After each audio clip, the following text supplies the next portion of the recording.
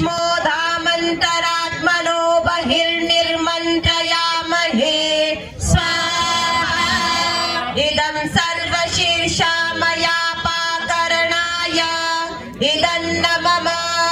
ॐ आसो बलासो भवति मूत्रं भवत्वामयत् यक्ष्माणां सर्वेषां विषं निरवोचमहन्त्वत् स्वाहा इदं सर्वशीर्षामयापाकरणाय इदं न मम ॐ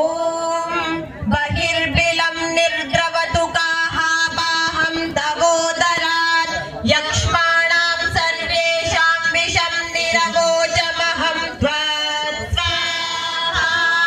इदं सर्वशीर्षामयापाकरणाय